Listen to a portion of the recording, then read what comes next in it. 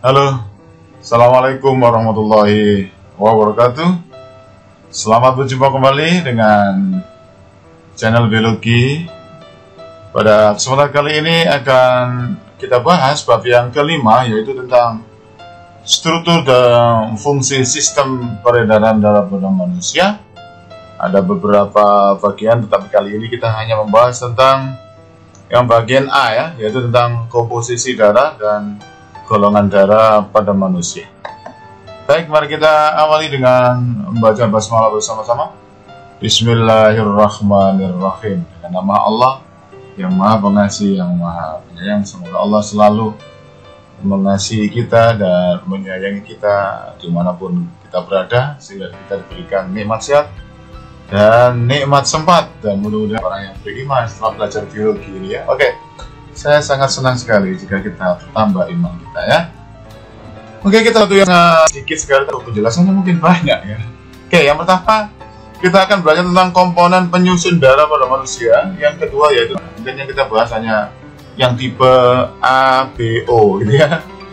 Nah, ini tipe-tipe ABO ya, dan sebenarnya ada yang lain ya, rhesus. Dan kita diskusikan ya. Untuk yang di video ini kita bahas yang dua ini aja, komponen penyusun darah dan golongan darah. Nah, nih, dari darah manusia juga di sentrifus, ini ada alat ya, yang digunakan untuk memutar ya. Jadi misalnya darah kita dimasukkan ke dalam tabung, kemudian di sentrifus, diposting, diputar dengan kecepatan yang tinggi, maka nanti akan terbentuk beberapa lapisan. Ya. Oke, yang bagian ini berwarna kuning, nah, ini 55% yaitu plasma darah. Plasma itu cairan darah, berarti ya cairan darah. Jadi yang berupa cairan itu ada 55%. Lagi-lagi ya, cairan ini mendominasi. Kemudian yang berikutnya yaitu sisanya ini ada 45% itu berupa sel darah. Dibagi menjadi 3 ya. Jadi ada sel darah yang dari bawah ya, sel darah merah.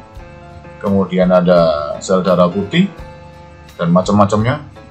Sudah pernah kita pelajari ya. Jadi ada namanya yang granuler, yang ada intinya seperti berkelok-kelok ini ya, granuler, sama yang agranuler ya, seperti ini.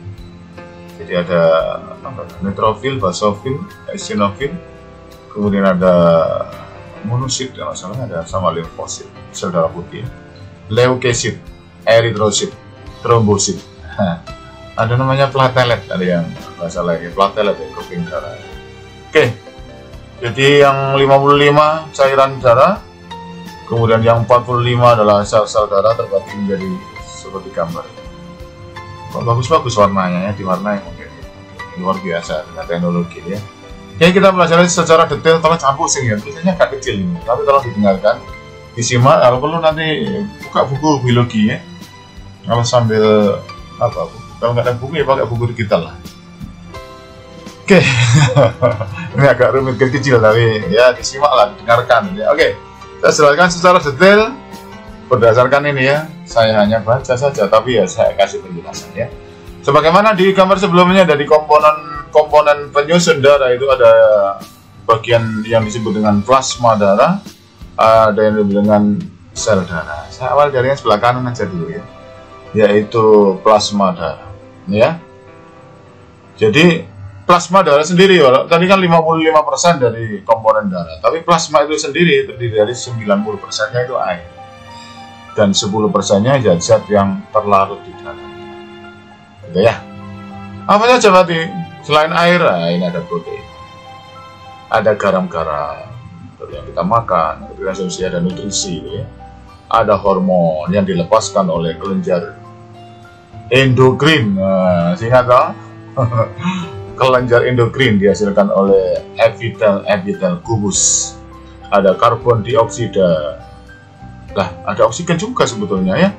Ada juga sampah-sampah nitrogen. Jadi sisa-sisa metabolisme dan sampah-sampahnya.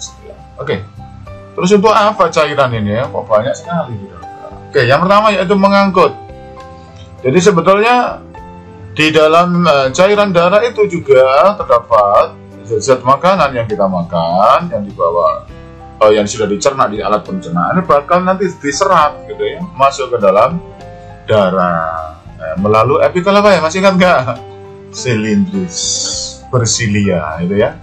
Kemudian mengangkut sisa oksidasi makanan dalam sel ke tempat pembuangan. Jadi sisa-sisa metabolisme nanti dibuang, tapi lewat darah dulu, kemudian menuju ke alat-alat ekskresi. Apa saja? Sabar dulu, sabar. Nanti kan ada bagian alat ekskresi. Berikutnya itu mengangkut hormon dan enzim. Ya, jadi hormon-hormon adalah zat kimia yang dihasilkan oleh kelenjar endokrin yang berfungsi untuk membantu reaksi kimia yang terjadi dalam tubuh kita. Masih ingat toh bab pertama tentang kimia sel? Jadi tubuh kita ini ternyata terdiri dari bahan-bahan kimia. Berarti ada reaksi-reaksi kimia. Right? Nanti lebih dari kelas 3 ya, ada namanya metabolisme. Nah, ini ya, jadi mengangkut hormon, membentuk antibodi. Nah, ini ada di dalam fungsi cairannya ini, nanti ada antibodi di dalamnya ya, yang dibentuk oleh sel darah putih. Kompleks luar biasa ini. Sudah Allah sediakan untuk kita di dalam darah kita ini ya. Oke. Ini tentang plasma darah ya. Jangan lupa ya. Nih, yang pertama yaitu bagian-bagiannya, yang kedua fungsinya. Jangan lupa selalu itu mesti. Yang pertama strukturnya, penyusunnya atau bentuknya, baru fungsi ya. Jadi singkat kata, tidak ada yang diciptakan oleh Allah di dunia ini yang sia-sia, semua pasti ada fungsinya. Rabbana ma khalaqta hadza batila. Ya Tuhan kami, tidak ada yang Engkau ciptakan itu dengan sia-sia. Semua ada fungsinya, termasuk saya, termasuk kalian ini ada fungsinya. Oke, sekarang bagian yang kedua, yaitu namanya sel darah. 45% padahal, tapi keterangannya sama nih guys. Jadi 45% tadi sel darah. Saya mulai dari yang mana nih? Atas dan bawah dulu ini. Oh, yang atas ini. Dari eritrosit. Eri itu merah ya. Eritro itu merah. Sit selnya warnanya merah karena mengandung hemoglobin ya, eritrosit. Oke, ciri-cirinya berbentuk bikonkaf. Cekung di kedua sisinya, gitu ya, cekung ini kayak kue tabi. Cekung di kedua sisinya, tidak memiliki inti sel. Ini salah satu dari sekian banyak sel yang tidak punya inti, jadi dia tidak bisa membelah dirinya sendiri. Jadi sel darah merah itu dibentuk oleh sumsum merah, kalau salah ya. Tidak dapat hidup lama, jadi hanya berusia sekitar, menurut yang saya baca itu 125 hari. Itu sel darah merah kita itu mati. Lupa habis, matinya nggak bareng, mati bareng ya entar gantian, gitu ya. Kemudian mengandung zat warna merah namanya hemoglobin, sehingga berwarna merah ini ya. Oke, diingat-ingat ya. Oke, kalau lupa di apa ya, pause, lihat, dibalikkan lagi ya. Enaknya pakai video gini nih. Berikutnya adalah fungsinya.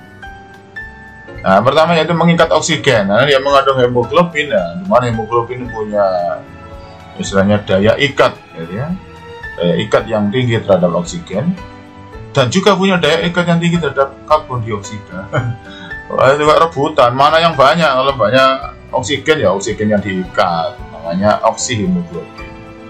Jadi kalau banyak karbon dioksidanya ya karbon dioksida yang diikat. Jadi bolak-balik oksigen yang ditangkap, CO2 juga ditangkap ya, ini fungsinya.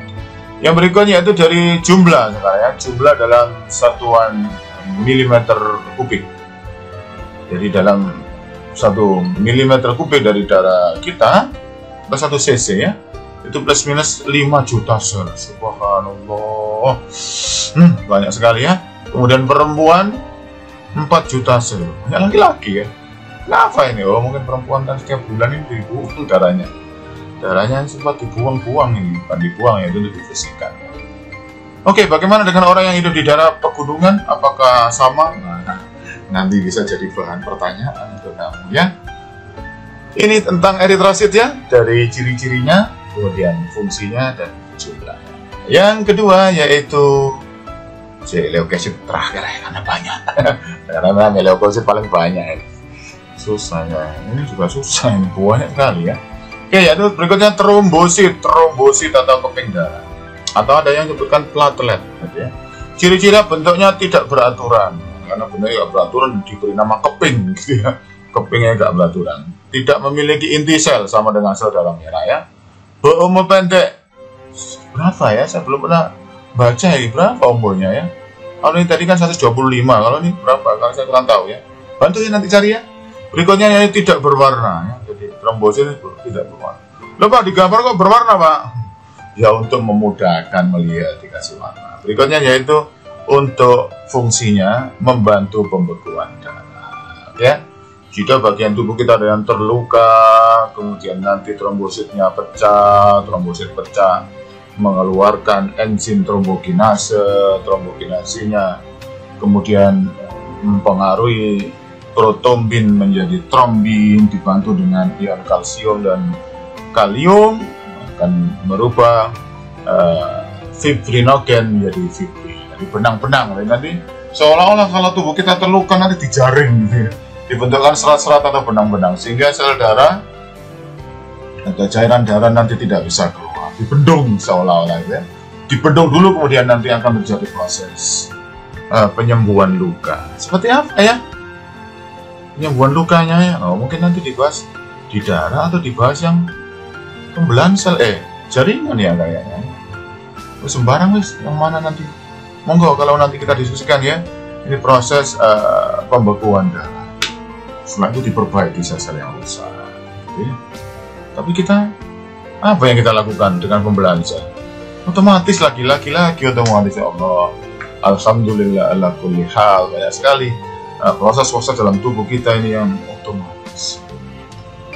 Masihkah engkau merasa sombong dan menguasai dirimu? Oh tidak, ternyata kita tidak terlalu berdaya. Kita tidak berdaya. La haula wala quwata illa billah. Oke, terakhir dari sel darah yaitu leukosit. Leukosit. Ya. Ini adalah sel darah putih, gitu ya. Putih atau bening ya? Apa dianggap aja putih wes. Tidak berwarna dianggap putih ya. Ciri-cirinya bentuknya tidak tetap. Nih, jadi yang bisa bersifat amuboid ya, jadi amuba bentuknya berganti-ganti. Memiliki inti sel, nah, beda dengan yang kedua tadi, jadi eritrosit maupun trombosit. Ini memiliki inti kalian ya, dapat hidup berbulan-bulan. Ini sebagai sistem keamanan, mungkin benar dibuat oleh Allah.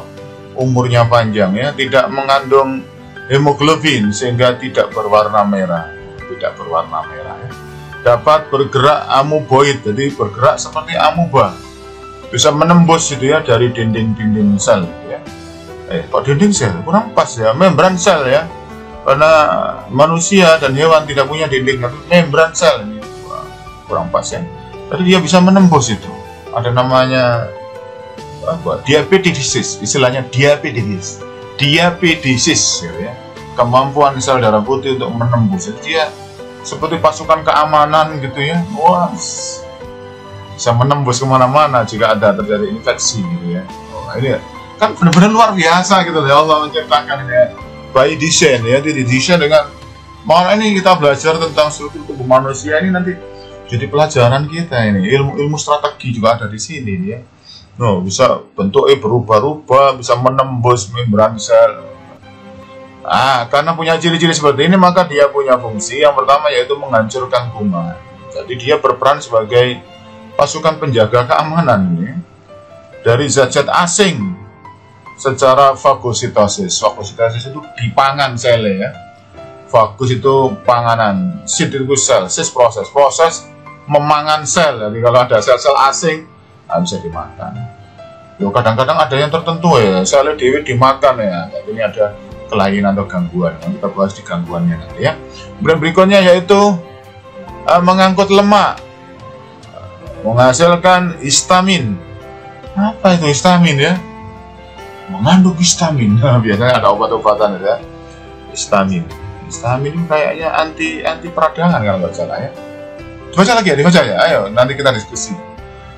Nanti saya nggak jelaskan semuanya, nanti kita nggak bisa diskusi ya. Ini dia bisa menghasilkan histamin juga. Jadi sel darah putih itu kalau udah ada luka, kemudian dia berbondong-bondong datang ke tempat yang luka itu, kemudian dia mengeluarkan histamin.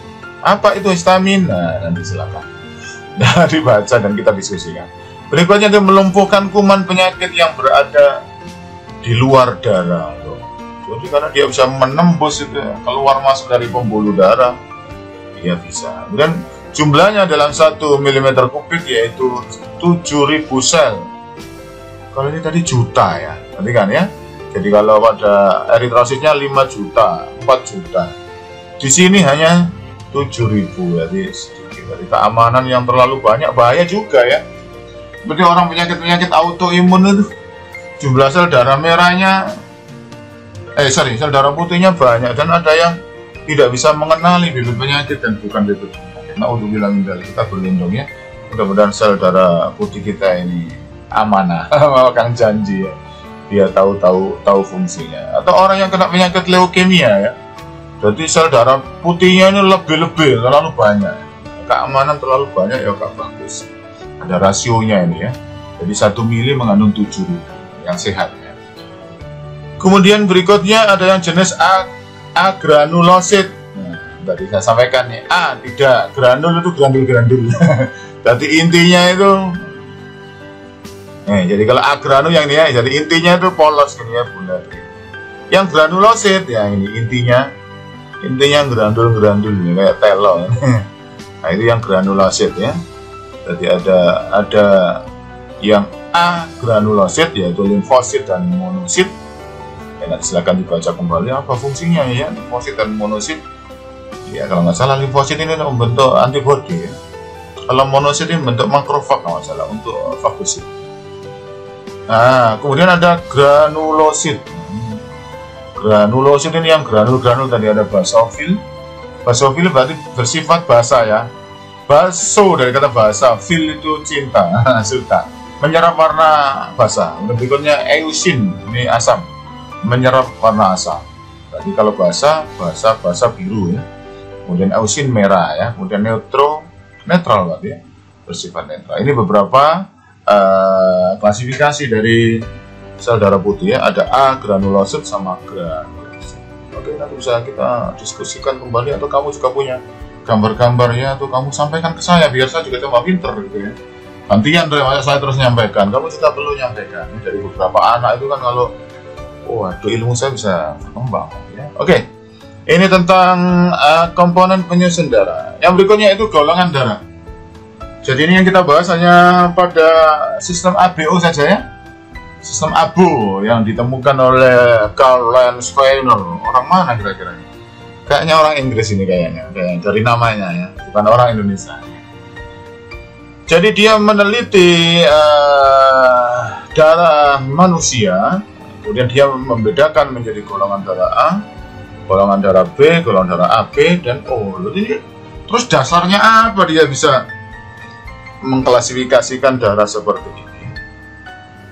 Kemudian apa manfaatnya ini kalau darah kok diklasifikasikan segala? Apa manfaatnya? Untuk apa ini ya? Bisa jadi bahan pertanyaan nantinya, silakan. Usah rebutan tapi ya, kalau salah satu nggak boleh yang sama pertanyaannya ya. Oke. Golongan darah A diberi nama golongan darah A itu apabila eritrositnya mengandung agglutinogen A. Ini semacam protein, protein penggumpal. Agglutinogen. Apa itu? Zat yang digumpalkan kayaknya. Sedangkan plasma darahnya, ya, jadi eritrositnya atau sel darah merahnya mengandung agglutinogen A, tapi plasma darahnya mengandung agglutinin. Nah, agglutinin itu berarti anti-agglutinogen ya. Anti B gitu ya. Jadi memiliki agglutinogen A tapi memiliki anti B.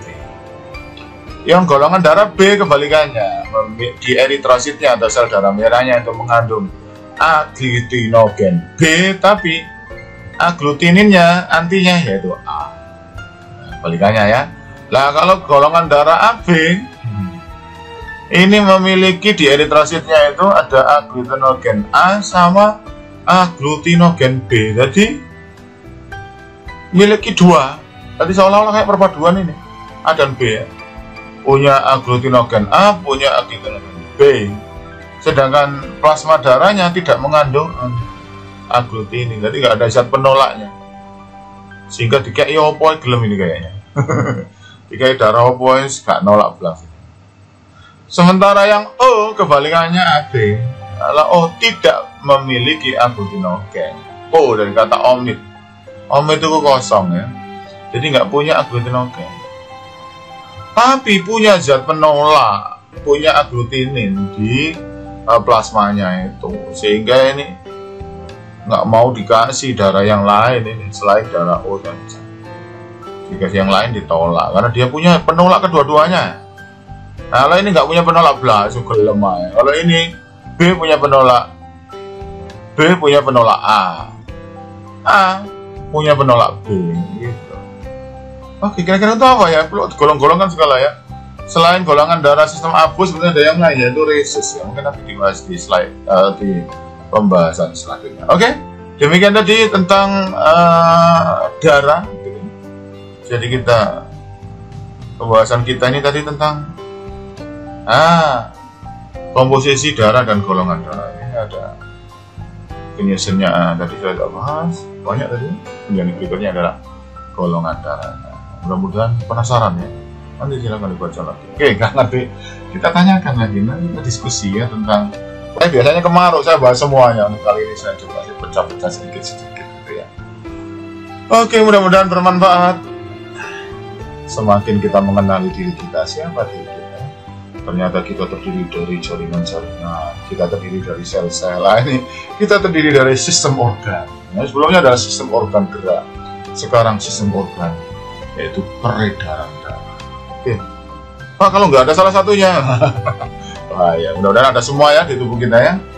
Oke, terima kasih. Mari kita akhiri dengan alhamdulillahirabbil alamin. Penutup majelis, subhanakallahumma wa bihamdik, asyhadu an la ilaha illa anta, astaghfiruka wa atubu ilaik. Assalamualaikum warahmatullahi wabarakatuh. Sampai jumpa.